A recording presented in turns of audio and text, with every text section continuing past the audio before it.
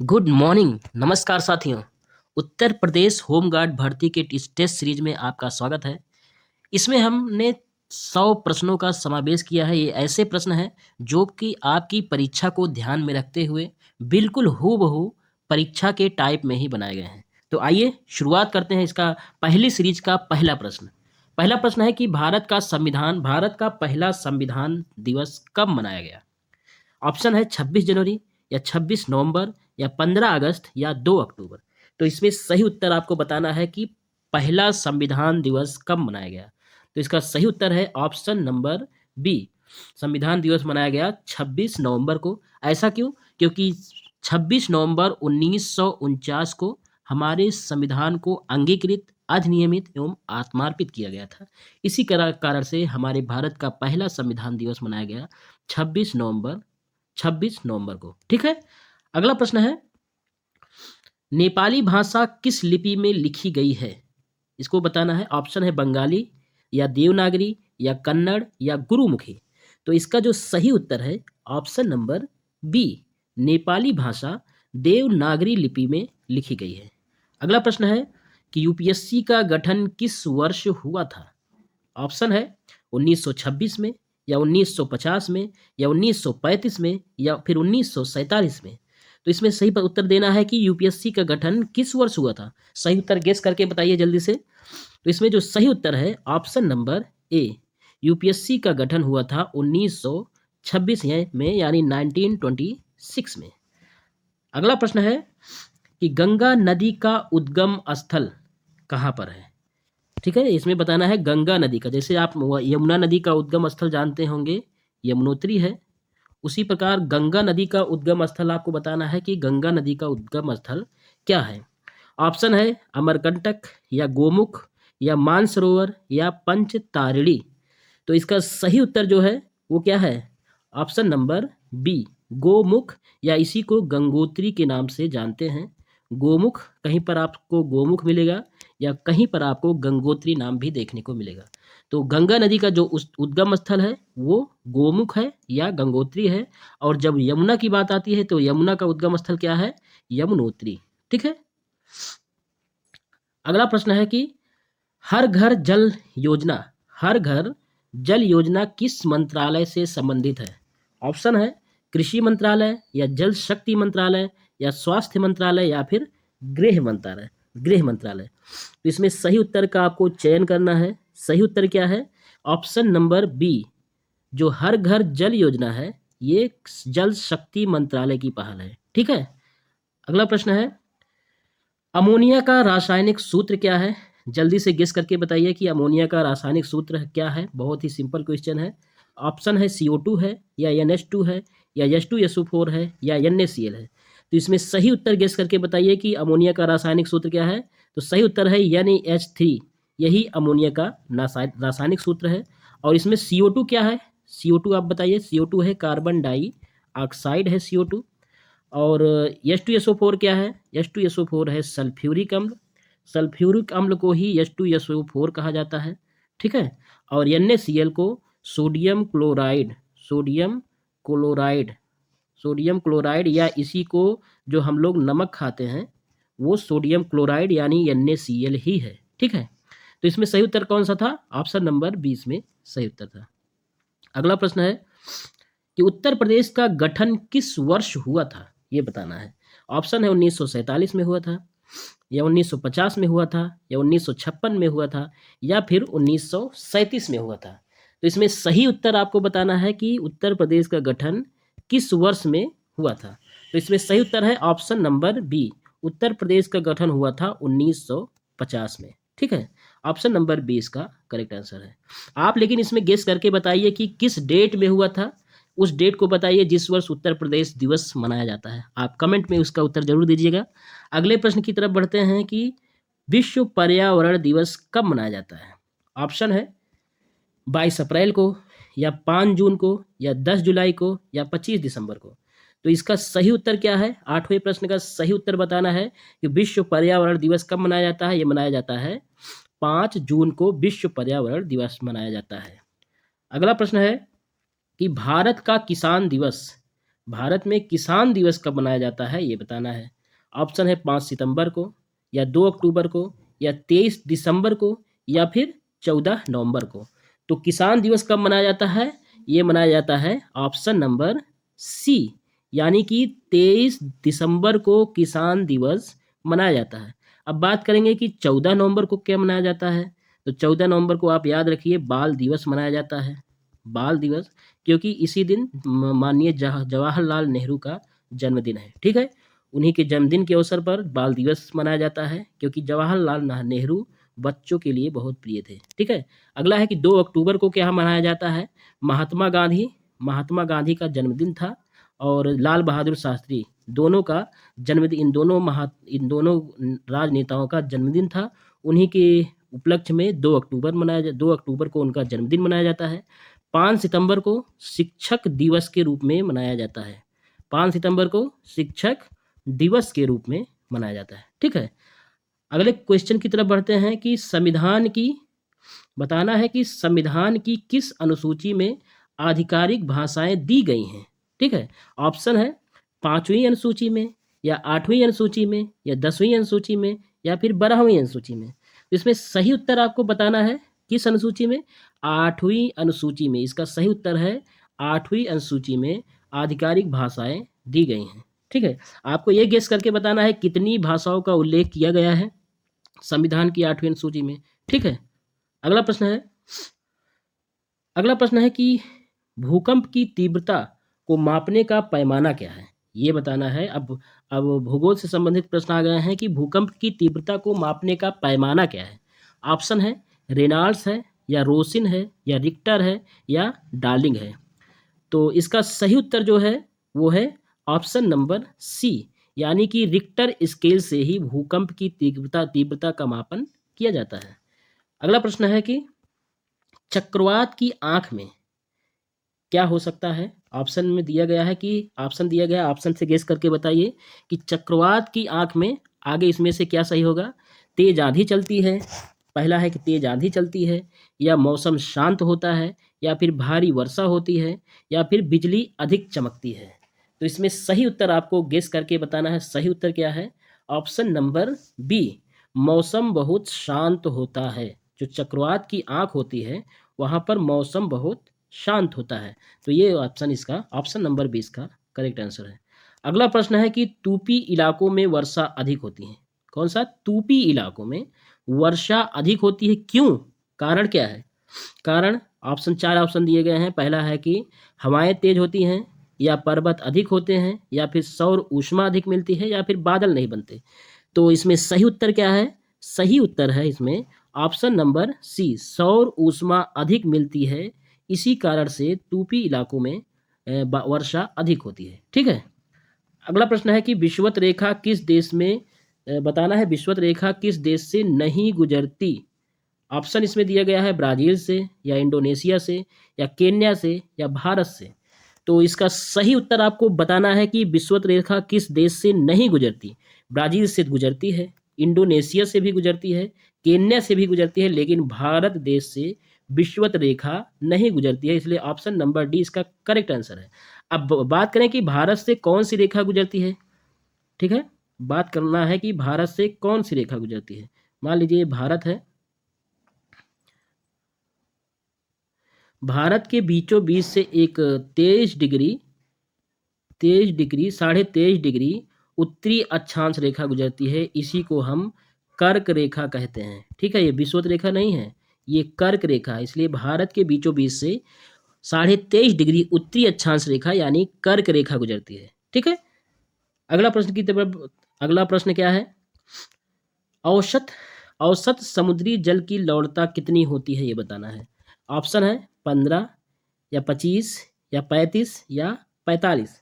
तो इसमें जो सही उत्तर क्या है? ऑप्शन नंबर सी, यानी कि 35% जो है औसत समुद्री जल की लवणता होती है। ऑप्शन नंबर सी इसका करेक्ट आंसर है।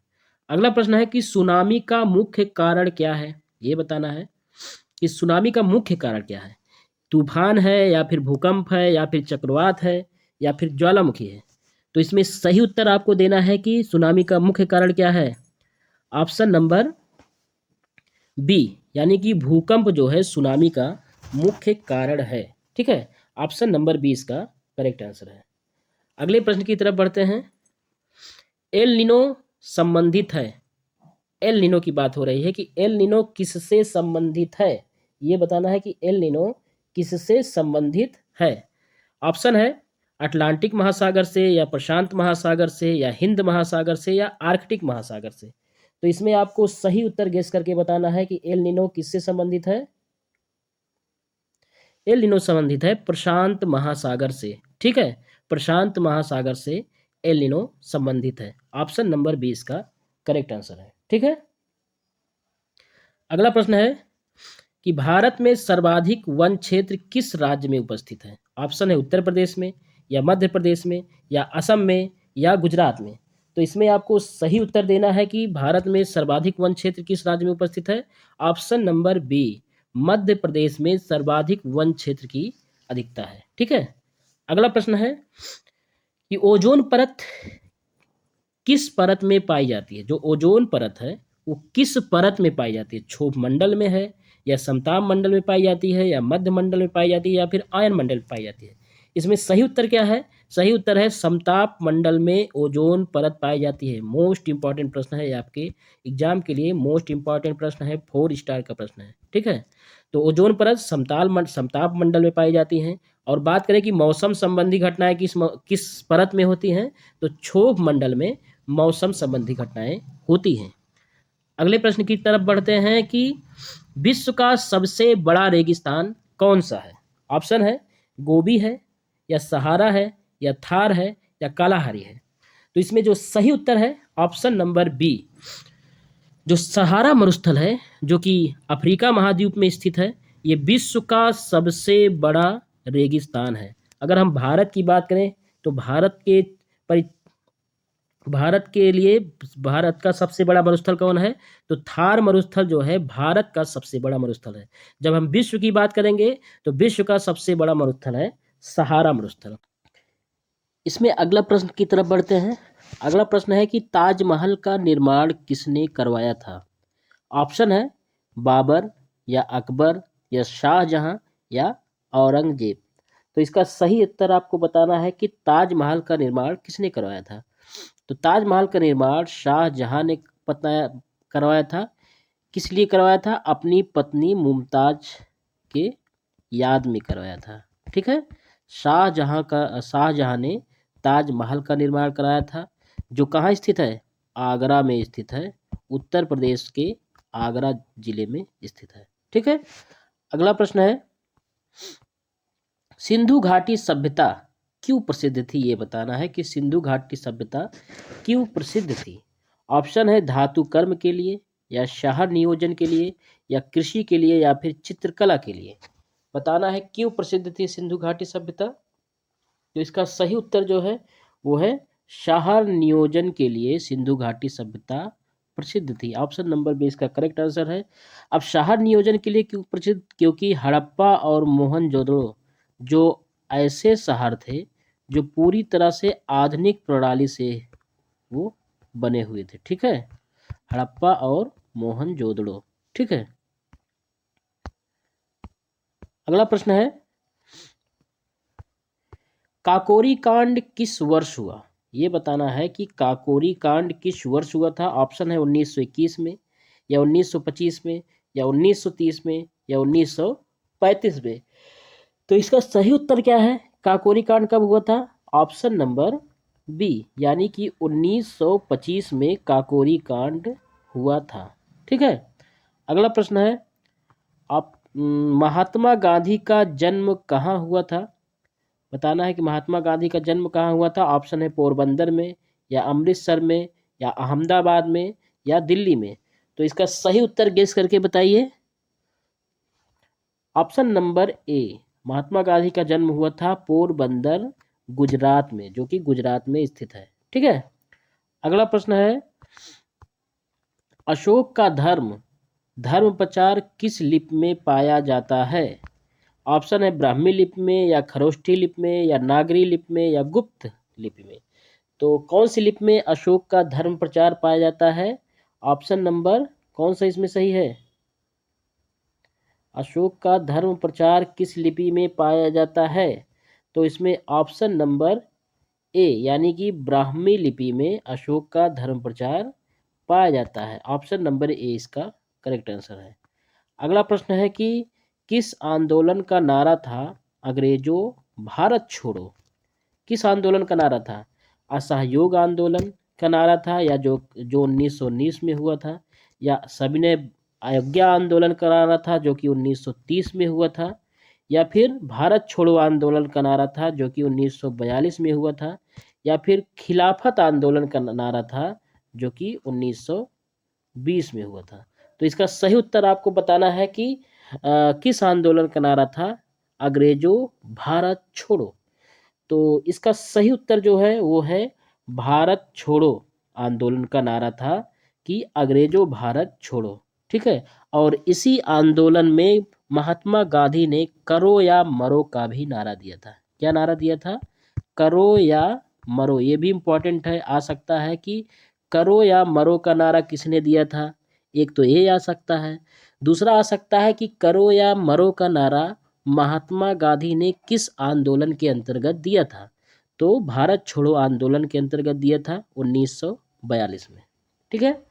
अगला प्रश्न है भारतीय राष्ट्रीय कांग्रेस का गठन कहाँ हुआ था? कहाँ हुआ था ये बताना है। ऑप्शन कोलकाता में हुआ था, या मुंबई में, या चेन्नई में, या इलाहाबाद में। जल्दी इस प्रश्न का उत्तर दीजिए। कहाँ पर हुआ था भारतीय राष्ट्रीय कांग्रेस का गठन? ठीक है। तो इसका सही उत्तर है ऑप्शन नंबर बी, यानी कि मुंबई में भारतीय राष्ट्रीय कांग्रेस का गठन हुआ था। और कब गठन हुआ था? 1885 में गठन हुआ था। और इसको गठन करने में महत्वपूर्ण भूमिका किसकी थी? एक अंग्रेज अधिकारी थे ए ओ ह्यूम, इनकी महत्वपूर्ण भूमिका थी भारतीय राष्ट्रीय कांग्रेस के गठन में। ठीक है। 1885 में इसका गठन हुआ था। अगला प्रश्न की तरफ बढ़ते हैं। अगला प्रश्न है कि सिख धर्म के संस्थापक कौन थे, ये बताना है। ऑप्शन है गुरु अर्जुन देव थे, या गुरु नानक थे, या गुरु तेग बहादुर थे, या गुरु गोविंद सिंह थे। तो इसका सही उत्तर जो है वो है ऑप्शन नंबर बी, यानी कि गुरु नानक जो थे वो सिख धर्म के संस्थापक थे। ठीक है। अगला प्रश्न है कि नालंदा विश्वविद्यालय नालंदा विश्वविद्यालय किसके शासनकाल में फला फूला, ये बताना है। ऑप्शन है गुप्त के शासनकाल में, या मुगल शासनकाल में, या मौर्य शासनकाल में, या पाल शासनकाल में। तो इसका सही उत्तर बताना है। सही उत्तर है इसका ऑप्शन नंबर डी, पाल शासनकाल में नालंदा विश्वविद्यालय बहुत अच्छी तरीके से ग्रो किया। ठीक है। तो ऑप्शन नंबर डी इसका करेक्ट आंसर है। अगला प्रश्न है कि मोहनजोदड़ो किस नदी के किनारे स्थित है, ये बताना है। मोहनजोदड़ो किस नदी के किनारे स्थित है? तो इसका सही उत्तर है ऑप्शन नंबर सी, यानी कि सिंधु नदी के किनारे मोहनजोदड़ो स्थित है। ठीक है। ये सिंधु घाटी सभ्यता की का महत्वपूर्ण नगर है जो पूरी तरह से शहरीकृत था। ठीक है। अगले प्रश्न की तरफ बढ़ते हैं जो कि भारतीय अर्थव्यवस्था से संबंधित है। भारत में राष्ट्रीय आय का प्रथम अनुमान किसने लगाया था? ऑप्शन है दादा भाई नौरोजी ने, या फिर के एन राज ने, या वी राव ने, या महाल नोबिस ने। तो इसका सही उत्तर जल्दी से दीजिए। इसका सही उत्तर क्या है? ऑप्शन नंबर ए, दादा भाई नौरोजी ने भारत में राष्ट्रीय आय का प्रथम अनुमान लगाया था। वो भी कब लगाया था? अंग्रेजों के टाइम में। ठीक है। अगला प्रश्न है कि बजट किसके द्वारा प्रस्तुत किया जाता है, ये बताना है। ठीक है। ऑप्शन है प्रधानमंत्री के द्वारा, या राष्ट्रपति के द्वारा, या वित्त मंत्री के द्वारा, या लोकसभा अध्यक्ष के द्वारा। तो इसका सही उत्तर आपको बताना है कि बजट किसके द्वारा प्रस्तुत किया जाता है। तो इसका सही उत्तर है वित्त मंत्री के द्वारा प्रस्तुत किया जाता है। ठीक है। और बजट का जो भारतीय संविधान में उल्लेख किया गया है वो एक्चुअली बजट के नाम से उल्लेख नहीं किया गया है, उल्लेख किया गया है वार्षिक वार्षिक वित्तीय विवरण के नाम से इसका उल्लेख भारतीय संविधान में किया गया है। ठीक है, वार्षिक वित्तीय विवरण। अगला प्रश्न है कि भारत की प्रमुख रबी फसल कौन सी है? ऑप्शन है धान है, या गेहूं है, या मक्का है, या ज्वार है। तो इसका सही उत्तर बताना है कौन सा है, भारत की प्रमुख रबी फसल कौन सी है, ये बताना है आपको। तो इसका सही उत्तर है ऑप्शन नंबर, कौन सा सही उत्तर है? ऑप्शन नंबर बी, यानी कि गेहूं की फसल को भारत की प्रमुख रबी की फसल माना जाता है। अगला प्रश्न है कि भारत में खाद्यान्न उत्पादन हेतु हरित क्रांति का संबंध किससे है? ऑप्शन नॉर्मन बोरलॉग से है, या एम.एस. स्वामीनाथन से है, या फिर रॉबर्ट कोच से है, या फिर क्यूरी दंपति से है। तो इसका सही उत्तर आपको बताना है कि हरित क्रांति का संबंध किससे है। तो इसका सही उत्तर है ऑप्शन नंबर बी, इसका सही उत्तर है, यानी कि एम.एस. स्वामीनाथन का संबंध भारत में खाद्यान्न उत्पादन के क्षेत्र में हरित क्रांति से है। अगर यही बात करें कि विश्व में हरित क्रांति का संबंध किससे है, तो है नॉर्मन बोरलॉग से है। ठीक है, विश्व में। तो अगले प्रश्न की तरफ बढ़ते हैं। अगला प्रश्न है कि एमएसपी यानी न्यूनतम समर्थन मूल्य, या इसका फुल फॉर्म है मिनिमम, इसको याद कर लीजिए, मिनिमम सपोर्ट प्राइस, इसी को न्यूनतम समर्थन मूल्य कहा जाता है।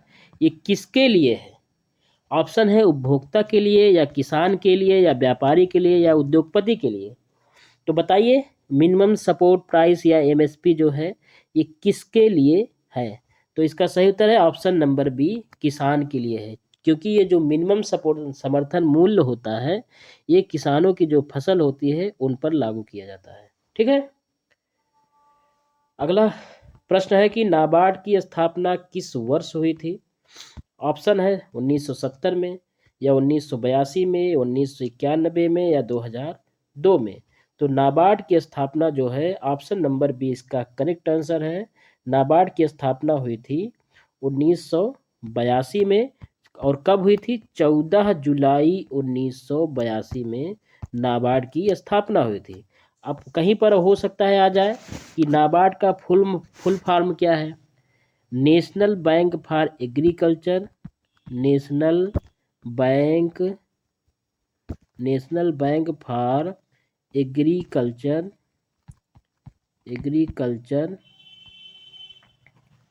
एंड रूरल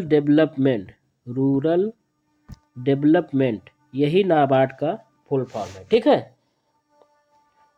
अगला प्रश्न है, भारत का सबसे बड़ा दूध उत्पादक राज्य कौन सा है? ये बताना है। ऑप्शन है पंजाब, हरियाणा, उत्तर प्रदेश, गुजरात।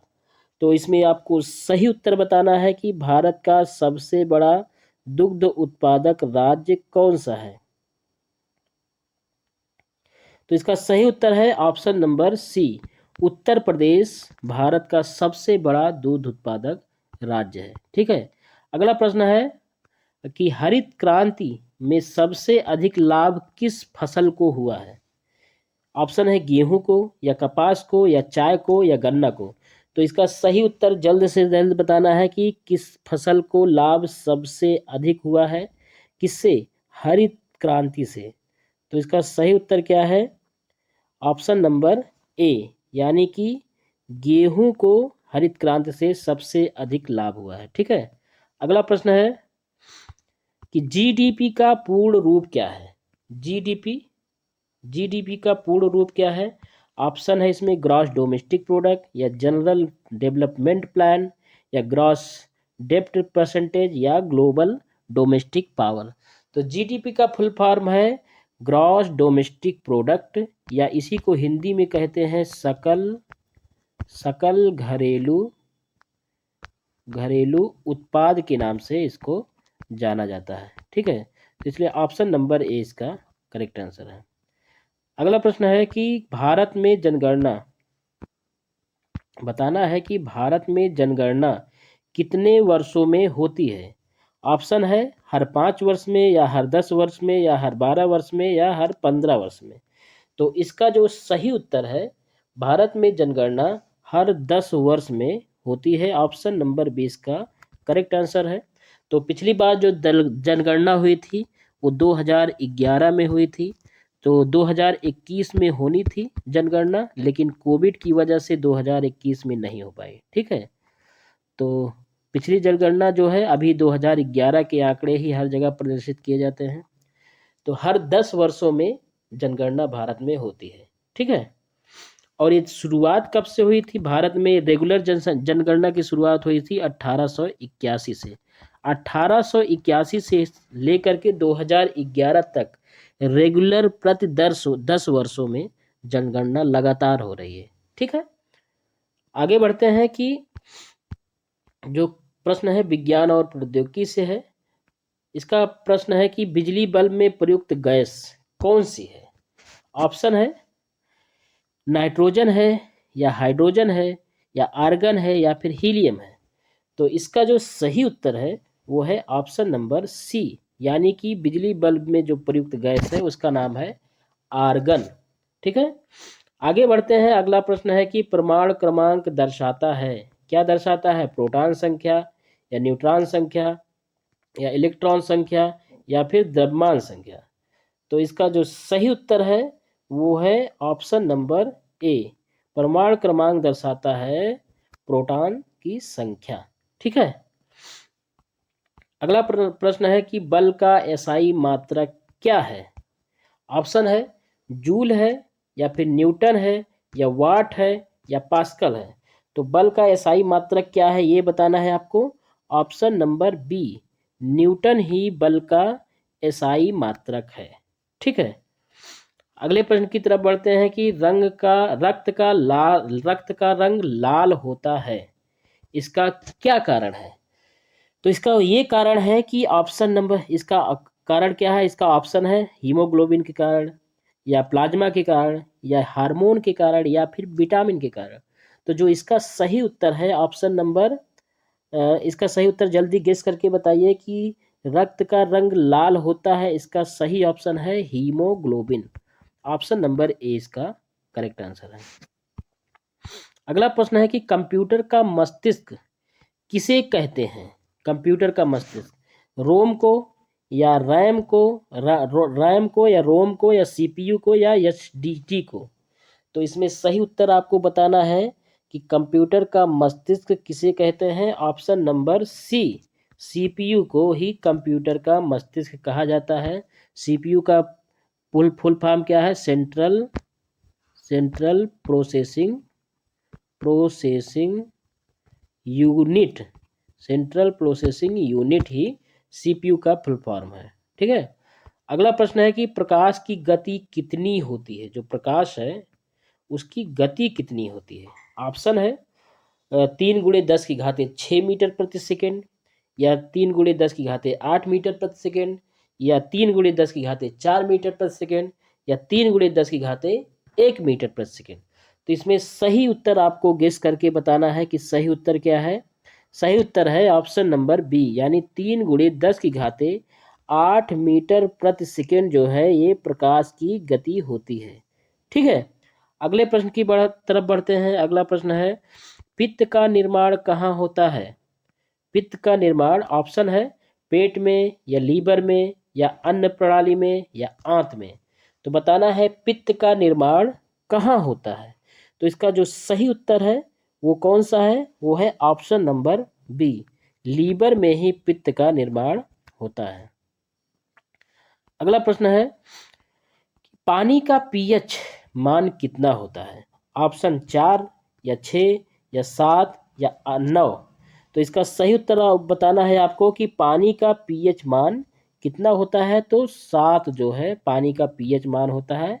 7 पीएच मान को उदासीन माना जाता है। ठीक है, यानी कि ना ये एसिडिक होता है, ना ये एल्कलाइन होता है। ठीक है, अगला प्रश्न है सूर्य के सबसे निकट ग्रह कौन सा है? सूर्य का सबसे निकटतम ग्रह ऑप्शन है पृथ्वी, या शुक्र या बुध या मंगल? तो इसमें सही उत्तर आपको बताना है। सूर्य के सबसे निकटतम ग्रह कौन सा है? वो है बुध। ऑप्शन नंबर सी इसका करेक्ट आंसर है। अगला प्रश्न है कि मोबाइल नेटवर्क में 5G में जी का क्या अर्थ है? 5G तो आपने नाम सुना होगा, लेकिन उसमें जी का क्या अर्थ है? ऑप्शन है ग्रेड या जनरेशन या ग्रुप या ग्लोबल।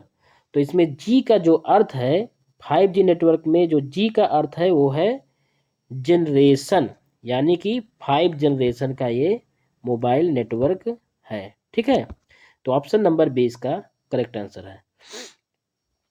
अगले प्रश्न की तरफ बढ़ते हैं, जो कि यूपी से संबंधित प्रश्न है कि उत्तर प्रदेश की राजधानी क्या है? ऑप्शन है कानपुर, आगरा या लखनऊ या वाराणसी। तो उत्तर प्रदेश की जो राजधानी है वो है लखनऊ, जो है उत्तर प्रदेश की राजधानी है। अगर हम बात करें कि उत्तर प्रदेश की वित्तीय राजधानी, तो वित्तीय राजधानी है कानपुर। ठीक है। अगला प्रश्न है कि यूपी का सबसे बड़ा जिला क्षेत्रफल के अनुसार कौन सा है? ऑप्शन है अलीगढ़, लखीमपुर खीरी, प्रयागराज या गाजियाबाद। तो इसमें सही उत्तर आपको बताना है। तो सही उत्तर है option number B, Lakhimpur Kheri जो है उत्तर प्रदेश का सबसे बड़ा जिला है क्षेत्रफल के अनुसार। ठीक है। अगले प्रश्न की तरफ बढ़ते हैं कि कुंभ मेला मुख्यतः कहाँ होता है? कुंभ मेला मुख्यतः कहाँ होता है ये बताना है। ऑप्शन है वाराणसी में, प्रयागराज में, अयोध्या में या मथुरा में। तो प्रयागराज में ही कुंभ मेला मनाया जाता है, कुंभ मेले का आयोजन किया जाता है। तो कुंभ मेला भी 3 प्रकार से आयोजित किया जाता है। एक तो है अर्ध कुंभ। अर्ध कुंभ का आयोजन होता है 6 वर्ष में, इसको जरूर याद रखिएगा। अर्ध कुंभ का आयोजन 6 वर्ष में। और कुंभ का आयोजन होता है 12 वर्ष में। और एक महाकुंभ का आयोजन होता है जो कि इस बार हुआ था, यानी कि पिछले साल हुआ था 2024 में। महाकुंभ का आयोजन होता है 2025 के अंत में हुआ, 2025 में जनवरी माह में हुआ था। तो महाकुंभ का आयोजन 144 वर्ष में एक बार होता है। ठीक है। तो इस प्रकार से ये 3 प्रकार के कुंभ का आयोजन किया जाता है। तो कुंभ का मेला कहाँ मुख्यतः होता है उत्तर प्रदेश में? तो होता है वो प्रयागराज में। प्रयागराज का पुराना नाम क्या था? तो प्रयागराज का पुराना नाम था इलाहाबाद। और इलाहाबाद नाम किसने रखाया था? वो अकबर के द्वारा दिया गया था इलाहाबाद, क्योंकि अकबर ने इलाही धर्म चलाया था। ठीक है, अकबर ने इलाही धर्म चलाया था, उसी इलाही धर्म के नाम पर इसका नाम, इस जगह का नाम इलाहाबाद पड़ा था। ठीक है। अगले प्रश्न की तरफ बढ़ते हैं कि यूपी का राज्य पक्षी क्या है? ऑप्शन सारस है या मोर है या बाज है या गौरैया है। तो यूपी का सारस पक्षी क्या है? तो ऑप्शन नंबर ए, सारस ही यूपी का राज्य पक्षी है। जो मोर की बात करें तो मोर जो है ये पूरे देश का राष्ट्रीय पक्षी है। ठीक है। अगला प्रश्न है दुधवा नेशनल पार्क किस जिले में स्थित है ये बताना है। ऑप्शन लखनऊ, बहराइच, लखीमपुर खीरी या आगरा। तो दुधवा नेशनल पार्क जो है वो कहाँ पर स्थित है? वो स्थित है लखीमपुर खीरी में स्थित है। ठीक है। अगला प्रश्न है कि यूपी में सबसे लंबी नदी कौन सी है ये बताना है। ऑप्शन है गंगा, गोमती, यमुना या घाघरा। तो यूपी की जो सबसे लंबी नदी है वो है कौन सी है यूपी की सबसे लंबी नदी? वो है गंगा नदी। ये यूपी की सबसे लंबी नदी है। अगला प्रश्न है कि अयोध्या किस नदी के किनारे बसा हुआ है? ऑप्शन है गंगा नदी या सरयू नदी या घाघरा नदी या यमुना नदी। तो बताना है कि अयोध्या किस नदी के किनारे बसा हुआ है। तो सरयू नदी के किनारे अयोध्या बसा हुआ है। ऑप्शन नंबर बी इसका करेक्ट आंसर है। अगला प्रश्न है कि यूपी का राज्य पशु क्या है? ऑप्शन है हाथी या जंगली भैंसा या बारहसिंघा या शेर। तो आपको करेक्ट आंसर इसमें बताना है कि यूपी का राज्य पशु क्या है। जल्दी इसको गेस करके बताइए कि यूपी का राज्य पशु क्या है। तो यूपी का राज्य पशु जो है वो है ऑप्शन नंबर सी, बारहसिंघा को यूपी का राज्य पशु कहा जाता है। ठीक है। अगला प्रश्न है कि नोबेल पुरस्कार विजेता कौटिल्य मिश्रा का संबंध यूपी के किस शहर से है, ये बताना है। ठीक है। अगला प्रश्न, किस शहर से है कौटिल्य मिश्रा का, जो कि नोबेल पुरस्कार विजेता है? ऑप्शन है लखनऊ या वाराणसी या कानपुर या मेरठ।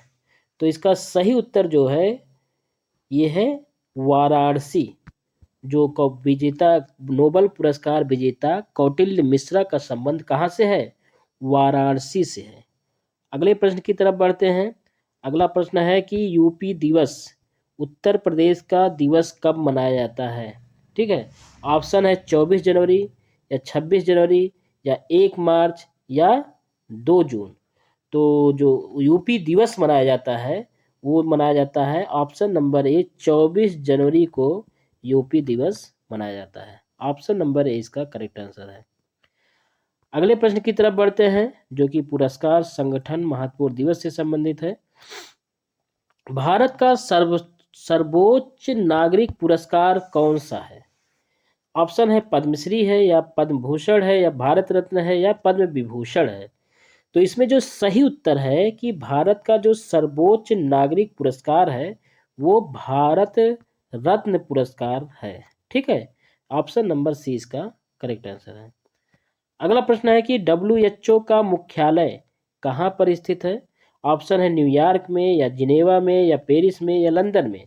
तो आपको इसका सही उत्तर बताना है कि WHO यानी कि वर्ल्ड हेल्थ, जो WHO का फुल फॉर्म है वो है वर्ल्ड हेल्थ ऑर्गेनाइजेशन।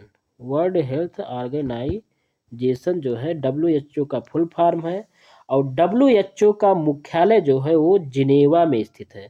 तो ऑप्शन नंबर 20 का करेक्ट आंसर है। अगले प्रश्न की तरफ बढ़ते हैं। अगला प्रश्न है कि अंतर्राष्ट्रीय महिला दिवस कब मनाया जाता है? ऑप्शन है 8 मार्च या 5 मार्च या 10 मार्च या 12 मार्च। तो बताना है कि अंतर्राष्ट्रीय महिला दिवस कब मनाया जाता है। तो 8 मार्च को मनाया जाता है। ये महत्वपूर्ण दिवस है, ये मोस्ट इम्पॉर्टेंट है, इसको जरूर याद रखिएगा और 4 स्टार का प्रश्न है। तो 8 मार्च को अंतर्राष्ट्रीय महिला दिवस मनाया जाता है। अगला प्रश्न है कि भारत में खेल दिवस कब मनाया जाता है? ऑप्शन है 29 अगस्त, 14 नवंबर, 15 अगस्त या 26 जनवरी। तो इसका जो सही उत्तर है कि भारत में खेल दिवस जो है वे 29 अगस्त को मनाया जाता है। ऑप्शन नंबर ए इसका करेक्ट आंसर है। अगला प्रश्न है सार्क का मुख्यालय कहाँ पर है? ऑप्शन है दिल्ली में है या काठमांडू में है या ढाका में है या इस्लामाबाद में है। तो इसमें जो सही उत्तर बताना है कि सार्क का मुख्यालय जो है वो काठमांडू है। काठमांडू कहाँ है? काठमांडू नेपाल की राजधानी है। ठीक है। और नेपाल की राजधानी काठमांडू में ही सार्क का मुख्यालय स्थित है। ठीक है। पद्म पुरस्कार, अगला प्रश्न है कि पद्म पुरस्कार किसके द्वारा जाते हैं? किसके द्वारा दिए जाते हैं? ऑप्शन है प्रधानमंत्री के द्वारा या राष्ट्रपति के द्वारा या लोकसभा के द्वारा या भारत सरकार की सांस्कृतिक शाखा के द्वारा। तो इसमें आपको सही उत्तर बताना है कि पद्म पुरस्कार किसके द्वारा दिए जाते हैं। तो इसका ऑप्शन नंबर बी यानी कि राष्ट्रपति के द्वारा दिए जाते हैं। अगला प्रश्न है कि भारत का राष्ट्रीय सैन्य दिवस कब मनाया जाता है? भारत का राष्ट्रीय सैन्य दिवस कब मनाया जाता है? तो इसका सही उत्तर जो है, सही उत्तर है 15 जनवरी को भारत का राष्ट्रीय सैन्य दिवस मनाया जाता है। ठीक है। अगला प्रश्न है संयुक्त राष्ट्र दिवस कब मनाया जाता है? तो संयुक्त राष्ट्र दिवस जो है वो ऑप्शन नंबर बी यानी कि 24 अक्टूबर को संयुक्त राष्ट्र दिवस मनाया जाता है। ठीक है। अगले प्रश्न की तरफ बढ़ते हैं। ऑस्कर पुरस्कार किस क्षेत्र से संबंधित है? ये बताना है कि ऑस्कर पुरस्कार किस क्षेत्र से संबंधित है। ऑप्शन है खेल से, या विज्ञान से, या सिनेमा से, या साहित्य से। तो इसका जो सही उत्तर है वो है ऑप्शन नंबर सी, यानी कि सिनेमा से, यानी कि फिल्म जगत से संबंधित है ऑस्कर पुरस्कार। ठीक है। अगला प्रश्न है कि यूनेस्को का मुख्य कार्य क्या है। ऑप्शन है शांति स्थापना, या शिक्षा विज्ञान और संस्कृति, या आर्थिक सहयोग, या फिर स्वास्थ्य। तो इसमें बताना है यूनेस्को का मुख्य कार्य है वो क्या है, वो है शिक्षा विज्ञान और संस्कृति ही यूनेस्को का प्रमुख कार्य है। ठीक है। अगला प्रश्न है, अगला प्रश्न क्या है कि भारतीय पुलिस की स्थापना किस वर्ष की मानी जाती है। ऑप्शन है 1857, या 1861, या 1881, या 1901। तो इसका सही उत्तर क्या है, सही उत्तर है 1861, यानी भारतीय पुलिस की स्थापना 1861 वर्ष की मानी जाती है। ठीक है। अगला प्रश्न है गृह मंत्रालय का प्रमुख कौन होता है। ऑप्शन है प्रधानमंत्री, या राष्ट्रपति, या गृह मंत्री, या राज्य मंत्री। तो इसका जो सही उत्तर है ऑप्शन नंबर सी इसका करेक्ट आंसर है। अगला प्रश्न है कि अगले प्रश्न की तरफ बढ़ते हैं। अगला प्रश्न क्या है कि अपराध की जांच कौन करता है। ऑप्शन है मजिस्ट्रेट करता है, या पुलिस करती है, या डीएम करता है, या सचिव करता है। तो इसमें आपको सही उत्तर बताना है कि अपराध की जांच कौन करता है। तो ऑप्शन नंबर बी, सब प्राथमिक लेवल पर अपराध की जांच तो पुलिस ही करती है। ठीक है। अगला प्रश्न है सीबीआई का मुख्यालय सीबीआई का मुख्यालय कहाँ पर स्थित है। तो कहाँ पर स्थित है ये बताना है। ऑप्शन है मुंबई में, या दिल्ली में, कोलकाता में, या चंडीगढ़ में। तो ऑप्शन नंबर बी सीबीआई का मुख्यालय है दिल्ली में। सीबीआई का फुल फॉर्म यदि पूछा जाए तो इसका फुल फॉर्म है central central bureau central bureau of investigation. ये सीबीआई का फुल फॉर्म है। ठीक है। अगले प्रश्न की तरफ बढ़ते हैं।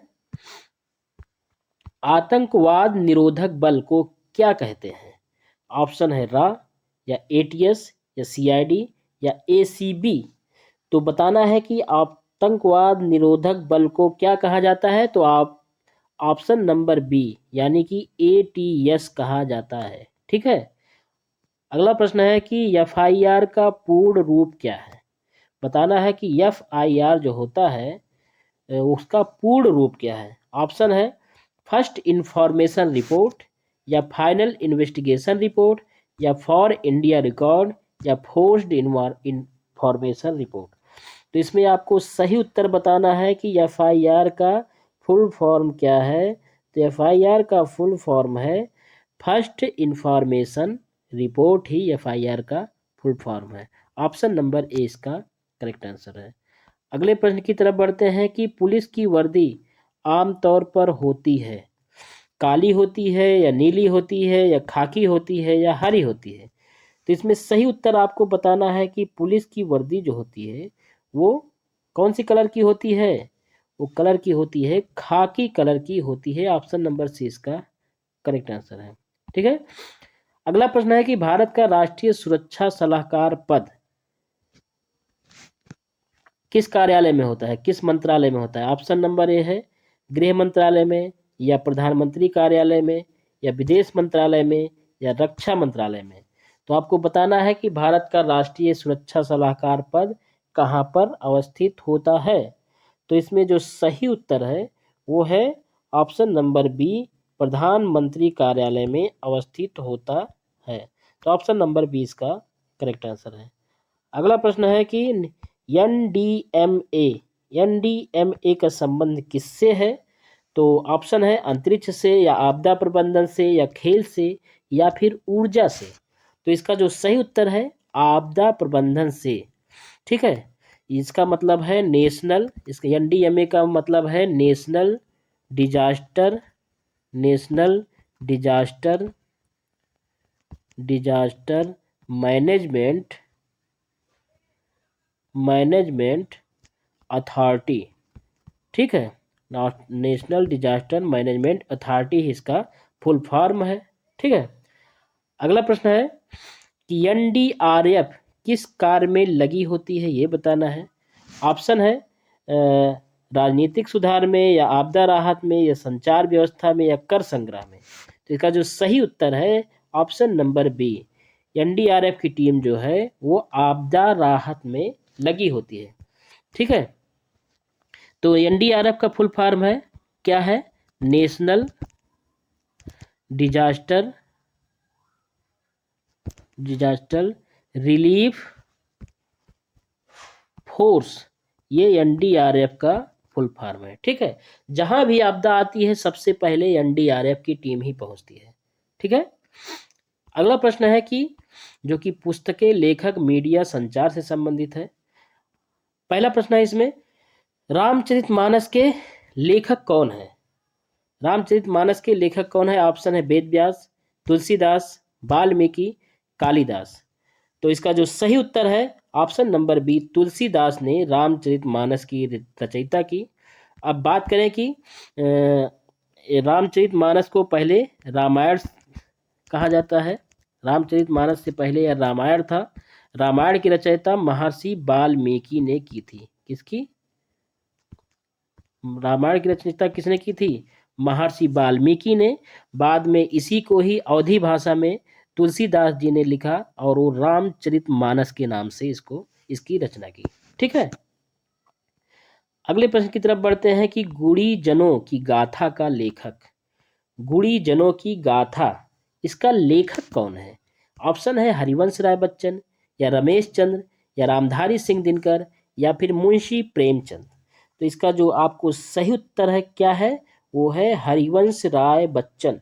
गुड़ी जनों की गाथा का सही उत्तर है हरिवंश राय बच्चन, ठीक है। ऑप्शन नंबर ए इसका करेक्ट आंसर है। अगले प्रश्न की तरफ बढ़ते हैं, सबसे तेज संचार माध्यम क्या है? ऑप्शन है पत्र, या टेलीफोन, या इंटरनेट, या रेडियो। तो इसका जो सही उत्तर है वो है ऑप्शन नंबर सी, इंटरनेट जो है सबसे तेज संचार का माध्यम है। अगला प्रश्न है कि सोशल मीडिया में रील शब्द किससे जुड़ा है? ऑप्शन है फेसबुक से, या इंस्टाग्राम से, या ट्विटर से, या लिंक्डइन से। तो इसका जो सही उत्तर है रील शब्द किससे जुड़ा है? ऑप्शन नंबर बी, इंस्टाग्राम से जुड़ा है। ऑप्शन नंबर बी इसका करेक्ट आंसर है। नेक्स्ट क्वेश्चन है गोदान। गोदान एक प्रकार का की रचना है, वो किसके द्वारा लिखी गई थी? ऑप्शन है प्रेमचंद के द्वारा, या टैगोर के द्वारा, या प्रसाद के द्वारा, या निराला के द्वारा। तो उसका सही उत्तर है मुंशी प्रेमचंद के द्वारा गोदान की रचना की गई थी। और एक रचना की गई थी गबन। गबन गोदान उनकी जो सबसे प्रसिद्ध रचना है, ये मुंशी प्रेमचंद की है, ठीक है। अगले प्रश्न की तरफ बढ़ते हैं कि भारत का पहला समाचार पत्र कौन सा था? ऑप्शन है the times of India, Hindustan times, या बंगाल गजट, या जागरण। तो इसका जो सही उत्तर है वो है ऑप्शन नंबर सी, यानी कि बंगाल गजट जो है ये भारत का पहला समाचार पत्र था, ठीक है। अगले प्रश्न की तरफ बढ़ते हैं कि इंटरनेट की खोज किसने की थी? ऑप्शन है टिम बर्नर्स ली, या लैरी पेज, या बिंट सर्फ, या बिल गेट्स। इसमें आपको सही उत्तर बताना है कि इंटरनेट की खोज किसने की थी। तो टिम बर्नर्स ली ने इंटरनेट की खोज की थी। ऑप्शन नंबर ए इसका करेक्ट आंसर है। अगले प्रश्न की तरफ बढ़ते हैं कि भारत का पहला उपग्रह कौन सा है? ऑप्शन है इनसैट 1A, या रोहिणी, या आर्यभट्ट, या कल्पना। तो इसमें आपको सही उत्तर बताना है कि भारत का पहला उपग्रह कौन सा था। वो था आर्यभट्ट। ऑप्शन नंबर सी इसका करेक्ट आंसर है। अगले प्रश्न की तरफ बढ़ते हैं कि 5G की अधिकतम गति लगभग कितनी होती है? ऑप्शन है 1 Mbps, 10 Mbps, 1 Gbps, 20 Gbps। तो इसमें आपको सही उत्तर बताना है। तो सही उत्तर क्या है? ऑप्शन नंबर डी, 5G की अधिकतम गति होती है 20 Gbps, ठीक है। ऑप्शन नंबर डी इसका करेक्ट आंसर है। अगले प्रश्न की तरफ बढ़ते हैं कि भारत में पहला टीवी प्रसारण हुआ था, वो कब हुआ था? ऑप्शन है 1947, 1959, 1965, 1975। तो इसका सही उत्तर है वो है ऑप्शन नंबर बी, 1959 में भारत का पहला टीवी प्रसारण हुआ था। ठीक है, अगले प्रश्न की तरफ बढ़ते हैं अब आगे, जो कि योजनाओं कल्याणकारी योजनाओं से संबंधित है।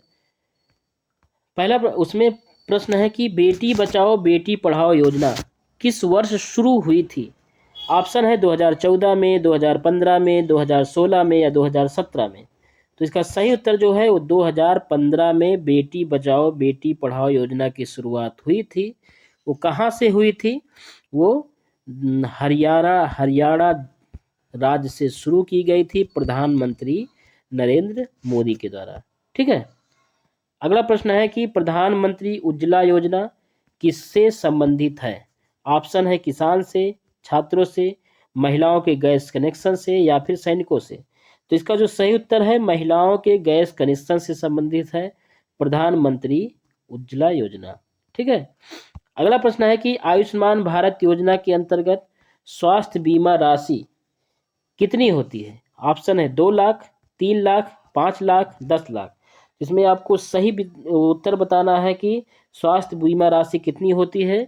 तो उसकी राशि होती है 5 लाख। ऑप्शन नंबर सी इसका करेक्ट आंसर है। अगला प्रश्न है कि स्वरोजगार को बढ़ावा देने हेतु योजना कौन सी है? ऑप्शन है PMEGP या मनरेगा या PM किसान या उज्ज्वला। तो इसका जो सही उत्तर है वो कौन सा है? वो सही उत्तर इसका कौन सा है? वो है PMEGP, यानी कि प्रधानमंत्री एम्प्लॉयमेंट गारंटी प्रोग्राम। ठीक है, तो इसका सही उत्तर है ऑप्शन नंबर ए इसका करेक्ट आंसर है कि स्वरोजगार को बढ़ावा देने के लिए कौन सी योजना लॉन्च की गई थी? वो है PMEGP। ठीक है, अगला प्रश्न है कि नारी शक्ति कार्यक्रम किससे जुड़ा हुआ है? ऑप्शन है महिला सशक्तिकरण या बच्चों की शिक्षा से या बुजुर्गों की सहायता से या खेल से। तो इसका जो सही उत्तर है वो है महिला सशक्तिकरण से जुड़ा हुआ है, यानी ऑप्शन नंबर ए इसका करेक्ट आंसर है। अगला प्रश्न है कि अंतरिक्ष में जाने वाली पहली महिला कौन है? ऑप्शन है कल्पना चावला या सुनीता विलियम्स या विशाली पाटिल या कंचन सिंह। तो इसका जो सही उत्तर है, सही उत्तर क्या है? वो है कल्पना चावला जो है अंतरिक्ष में जाने वाली पहली भारतीय महिला है। अगला प्रश्न है कि जन धन योजना का उद्देश्य क्या है, ये बताना है। ऑप्शन है डिजिटल पेमेंट, गरीबों को बैंकिंग सुविधा, कृषि सुधार या शिक्षा। तो इसका जो सही उत्तर है वो कौन सा है? जन धन योजना का उद्देश्य क्या है? वो है गरीबों को बैंकिंग सुविधा उपलब्ध कराना ही जन धन योजना का उद्देश्य है। ठीक है, अगला प्रश्न क्या है कि प्राकृतिक आपदाओं में सबसे सामान्य आपदा कौन सी है? ऑप्शन है भूकंप या बाढ़ या आंधी या सूखा। तो इसमें जो सही उत्तर है वो है बाढ़ जो है वो प्राकृतिक आपदाओं में सबसे सामान्य आपदा है। ठीक है, अगला प्रश्न है कि भारत का राष्ट्रीय खेल कौन सा है? मान्यता प्राप्त तो नहीं है लेकिन परंपरागत से भारत का राष्ट्रीय खेल कौन सा है? ऑप्शन है हॉकी, क्रिकेट, कबड्डी, फुटबॉल।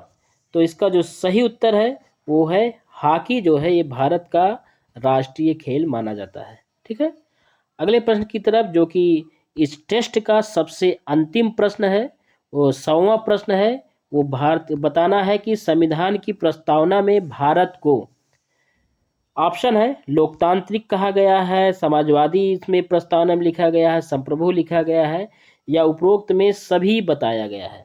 तो इसका जो सही उत्तर है वो है उपरोक्त में सभी बताया गया है, क्योंकि उसमें लिखा गया है कि हम भारत के लोग भारत को एक समाजवादी लोकतांत्रिक एवं संप्रभु गणराज्य बनाने के लिए। तो इसमें जो है लोकतांत्रिक शब्द का भी इस्तेमाल किया गया है भारतीय संविधान की प्रस्तावना में, समाजवादी शब्द का भी उपयोग किया गया है और संप्रभु शब्द का भी उपयोग किया गया है। इस प्रकार इसका ऑप्शन नंबर डी इसका करेक्ट आंसर है। ठीक है, तो ये रहे उत्तर प्रदेश होमगार्ड भर्ती से संबंधित कुल 100 प्रश्न। ये इसका पहला टेस्ट सीरीज था। अब मिलते हैं इसके अगले टेस्ट सीरीज में। यदि आपको ये वीडियो अच्छा लगा हो, इसके प्रश्न अच्छे लगे हो, तो आप इस चैनल को लाइक कीजिए, सब्सक्राइब कीजिए और अपने दोस्तों के साथ शेयर जरूर कीजिए। अब मिलते हैं अगली टेस्ट सीरीज में, तब तक के लिए जय हिंद, जय भारत।